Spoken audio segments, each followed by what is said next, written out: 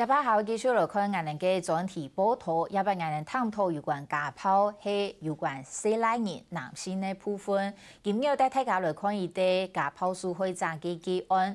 58年次嘅阿婆，伊系屏东高速行业，也前妻系中国人，两公婆喺中国大陆结婚。每日出世过后，人都转来台湾。不过也前妻系冲突精神病人，顶上无法度控制情绪，故所两子也都长期生活喺嗰度法律威胁和个精神暴力的状况下，上一个太小嘅阿婆甚至会被前妻打喎。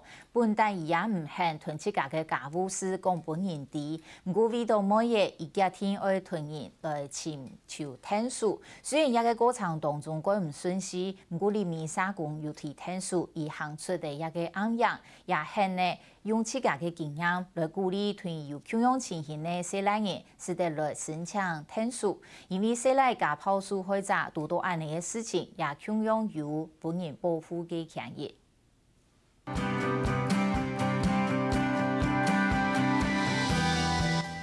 天后头前，专心准备工作方案，表面按到阿婆的那么热，也下系一间光天公司的专案经理。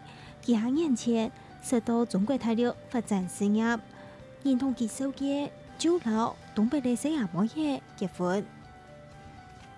那结了婚以后，我因为遇到一些瓶颈，所以必须去做一些抉择。那时候我太太跟我讲了一句话，她说：“就算我变成乞丐，她也会一辈子跟着我。”就为了这句话，我真的是非常感动。不过，本旦野蛮的家庭，杀出现的暗样，并发，又在这段时间才知道说他染上毒瘾，种种这些的迹象一起爆发的时候，连我还有我女儿一起被打。阿婆虽然上来不断查嘴，不过面对前妻牵头来局占来的世界，为到的保护正义呢，你阴差其打，阴差其骂，有一日怨到怨唔起嚟，隔天带地某嘢去请人申诉，结果无人肯听，有人还唔信，佢不是家本用嘅牵头嘛？他打你一巴掌好了，男人在整个情绪的那个波动太大的时候，你回他的可能不是一巴掌，可能是一拳。但是这一拳结束的可能不只是婚姻而已啊。爬不上去嘛。在那一段时间，我女儿就是我们在什么地方啊，包含什么单位都没人理我们的时候，我曾经就带着我女儿要回家坐电梯，然后坐电梯等电梯的时候，我女儿跟我讲，她说：“老爸，为什么没人理我们？”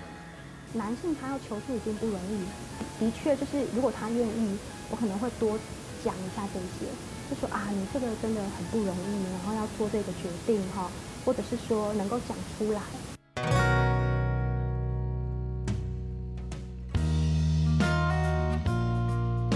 有一段时间，好像前一段时间呢，那时候最苦的时候吧，那时候就想说，不知道活得下去活不下去。那我就想留个东西给我女儿，至少让她知道说她曾经的成长。阿婆前面透过求助管道，社工人员提供佢嘅各项申诉，还针对感冒嘢做心理辅导。韩国嘅条唔顺利，也下两只牙，因为新生发。我跟你比谁比的手比较大，你比错字了。你的比较大，你看你比我长。每日嘅笑容係做阿爸生十萬大病嘅能量，經過為過去嘅健身，也唔單止事業重新開始，兩子也成發明意經營正常。同阿婆有窮養情形嘅男性，無天初還有一道，唔過一少年肯出來爭取改動愛要受到保護嘅權益。我就希望社會挑開性別嘅刻板印象，本日到勇敢出來面對家暴嘅男性受害者，更加多嘅關心同聽訴。你到底有多愛我？比你還要愛我。